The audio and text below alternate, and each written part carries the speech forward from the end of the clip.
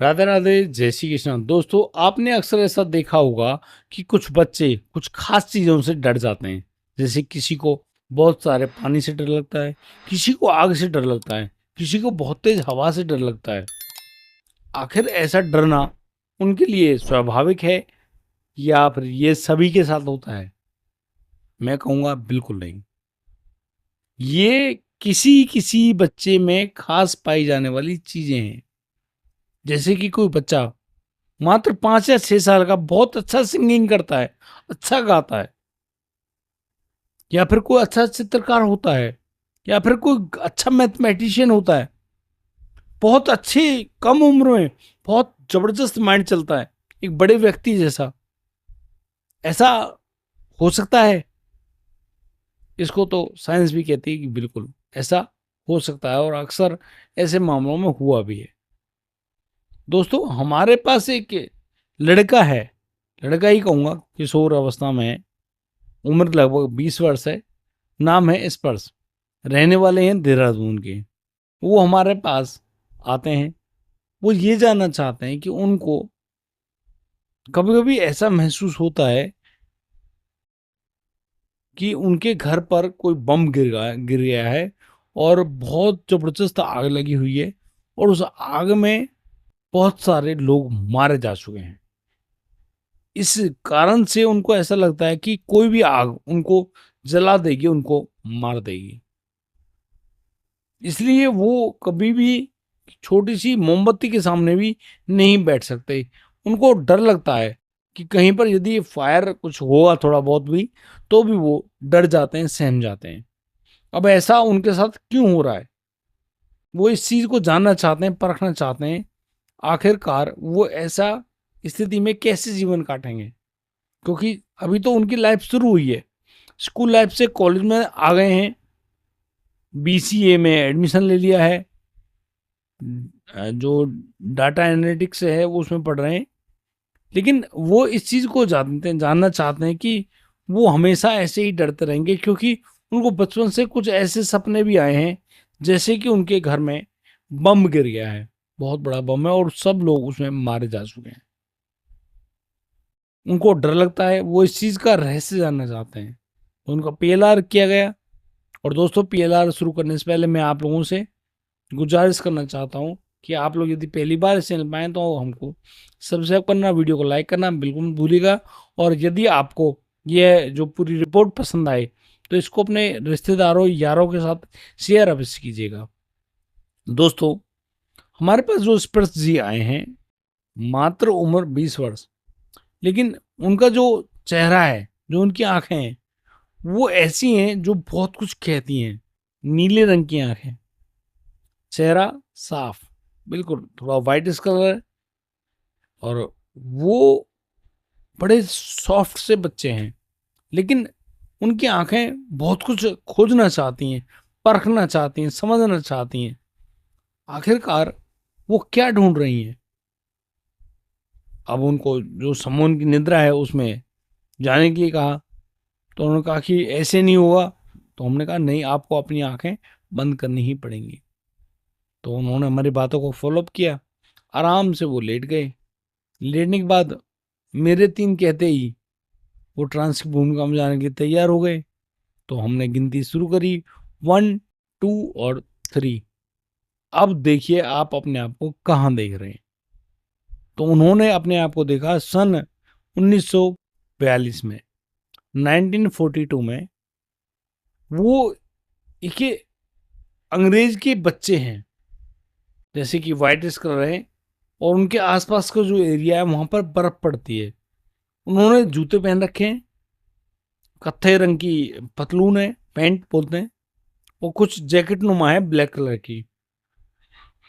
और वो देख रहे हैं कि यहाँ पर जंग चल रही है, और किसी देश ने दूसरे देश पर आक्रमण कर दिया है। और उनका जो गांव है, जो वो देख रहे हैं अपने आप को, वो देखते हैं कि इस गांव में भगदड़ मची हुई है। थोड़ा रात का सा समय है, अंधेरा सा है, और शोर मच रहा है कि उनके गांव में सैनिक आ गए, दूसरी जो पार्टी वो चलाई है और उन्होंने लोगों को मारना शुरू कर दिया, घरों को जलाना शुरू कर दिया है।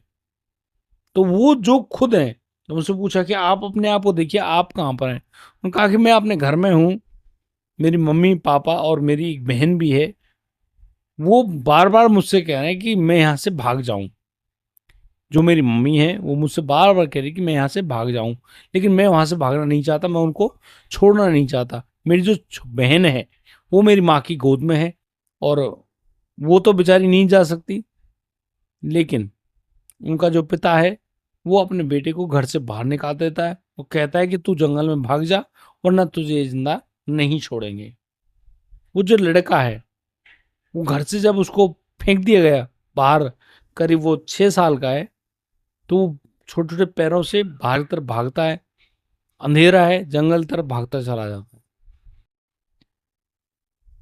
और अचानक से वो बड़ा तेज धमाका होता है। जब वो बहुत दूर आ जाता है, वो देखता है कि उसके घर के पास वो धमाका हुआ और उनका जो घर है, घर पे ही कोई गोला गिराया और उस गोले ने उनके घर को तहस नहस कर दिया है। तो लड़का डर गया, सहम गया। उसने एक पेड़ के नीचे शरण ली, बड़ा सा पेड़ था, और वो पूरी रात वहां पर छिपा रहा। सुबह जब अर्ली मॉर्निंग थी, थोड़ा सा उजाला होने लगा, तो वो आगे की तरफ जा रहा था। उसने देखा कि कुछ लोग यहाँ पर हैं। उन लोगों ने उस बच्चे को अपने साथ लिया और फिर वो उस बच्चे को अपने साथ लेकर गए। तो हमने पूछा कहाँ लेकर गए, तो उन्होंने बताया कि जंगल के बीचों बीच इन लोगों ने कुछ जगह बना रखी बड़े बड़े पेड़ों के नीचे, और ये लोग वहां पर रहते हैं। तो अब ये समझ में आ गई कि ये लोग हैं कौन, इनके बारे में जानते हो। तो उन्होंने कहा कि हाँ, ये लोग उन्हीं के गांव के कुछ लोग हैं जो कि अपनी जान बचाकर वहां से भागे हैं, और उनकी तरह के कुछ बच्चे भी वहां पर हैं।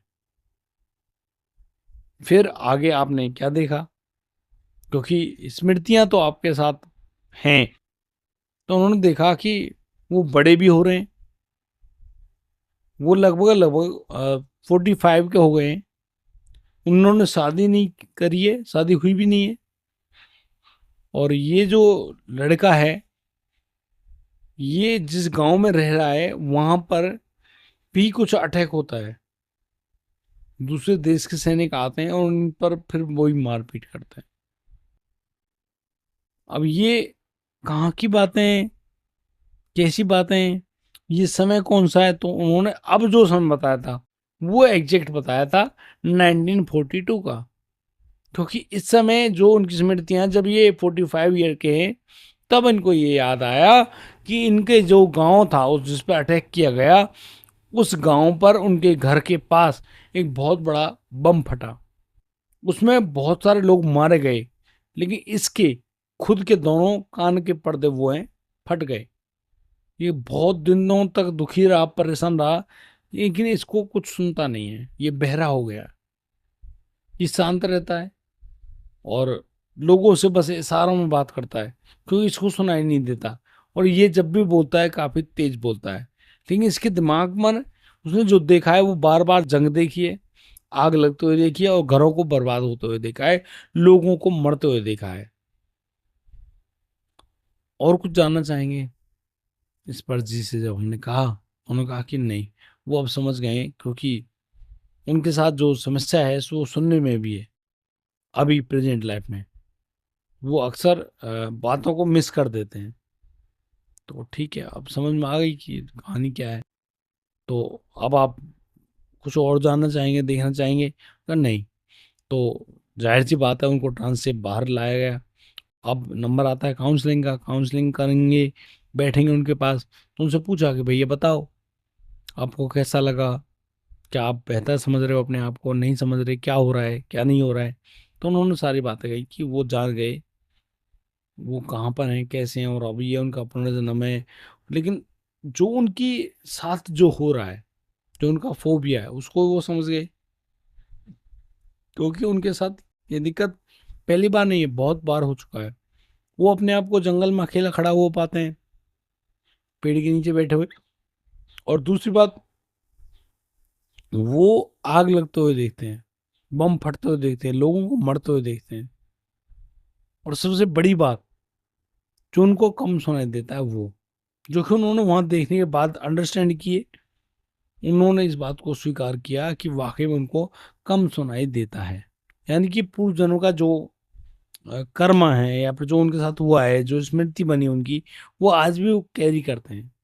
और बस अब वो कहते हैं कि क्या उनके कान ठीक हो सकते हैं, या फिर उनको कुछ ऐसा हो सकता है कि इस तरह के डरावने सपने ना आए, क्योंकि उनको पढ़ना है, वो पढ़ाई अच्छे से करना चाहते हैं। तो हमने उनसे कहा बिल्कुल हो सकता है, आपकी हीलिंग की जाएगी और आप हीलिंग के लिए एक स्पेशल जगह बैठ जाइए। और फिर उनकी जो हीलिंग की गई, हीलिंग करने के बाद उन्होंने खुद ने कहा कि हाँ, मैं 60% तक ठीक हुआ हूँ, मुझको काफ़ी ज़्यादा रिलैक्स फील हुआ है, और बहुत सारा वजन मेरे हृदय से जैसे किसी ने उतार दिया हो, मैं अब बेटर फील करता हूँ, मुझे अच्छा लग रहा है।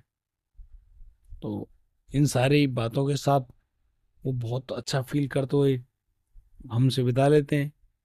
लेकिन वो बार बार देहरादून के रहने वाले दिल्ली तो नहीं आ सकते, फरीदाबाद नहीं आ सकते। तो उनको एक स्पेशल प्रोसेस बताई गई कि आप इस प्रक्रिया के तहत अपने घर पर ही रहकर हमसे हीलिंग करा सकते हैं, और ये हीलिंग जो 60% आपको इफेक्ट दे रही है, वो 100% देगी, और आप बिल्कुल ठीक हो जाओगे और अच्छी से पढ़ाई करोगे। इस तरीके की बात हमने उनको बोला, वो बिल्कुल राजी हुए, खुश हुए, और फिर उन्होंने हमसे विदा ली।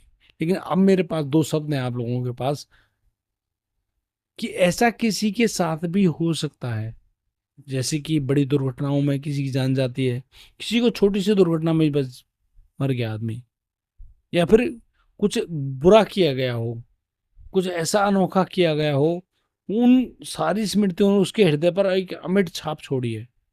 अब ऐसा कुछ हुआ है, तो वो क्यों हुआ है, कैसे हुआ है, वो जब चिपकती है ना इमेज बनकर हमारी सोल के साथ, उनको जब सोल कैरी करती है, तो वो हमको एक नए जीवन में, जब हमारा जन्म होता है, पुनर्जन्म होता है, तो वो सब चीज़ें हमको डराती हैं, हमको चौंकाती हैं।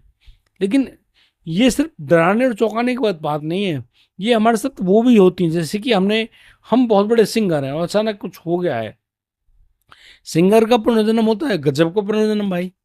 आप सोचिए, 3 साल की उम्र को बच्चा गा सकता है, बिल्कुल गा सकता है। जिनके साथ स्मृतियां कैरी होती हैं, वो कर सकता है भाई। अच्छा चित्रकार हो सकता है, बढ़िया फ्लुएंटली बोल सकता है, वो ये बता सकता है कि कौन पत्नी है, कौन बच्चे हैं, क्योंकि पुनर्जन्म के मामलों में अक्सर ऐसा ही होता है। अब सभी लोग ये कहेंगे भाई हमारे साथ क्यों नहीं, तो you are not a special person, और आपको याद ही नहीं, आपने कोशिश ही नहीं करी। लेकिन आपके साथ कुछ अचानक से आपको एक स्पेशल सब्जी खास पसंद होगी, बिल्कुल, आपको एक कुछ पुरानी आदतें खास पसंद होंगी। आप जो कुछ नया कर रहे हो ना, वो तो सिर्फ देख कर सीख कर रहे हो, लेकिन आज भी तुम्हारे अंदर वो जो पुराना व्यक्ति है, जो पुरानी सोच है, पुराने थॉट्स हैं, वो आज भी हैं तुम्हारे अंदर। जैसे कि कुछ चीजें हैं, मैं ज्यादा नहीं कहूंगा, लेकिन हाँ कुछ चीजें ऐसी हैं जो वाकई में रियलेबल है। अब आदमी तो मानना पड़ेगा उसको, तो ये तो बेहद जरूरी है, क्योंकि यदि वो मानेगा तभी तो आगे बढ़ेगा ना। अब वो मानेगा तो है नहीं, तो फिर वो आगे कैसे बढ़ेगा, ये इम्पॉसिबल बात है। बाकी आज के लिए सिर्फ इतना ही, अब दीजिए मुझे इजाज़त, मिलता हूँ, फिर लाऊंगा एक और नई अमेजिंग और आपको जागरूक करने के लिए अच्छी सी घटना। राधे राधे, जय श्री कृष्ण।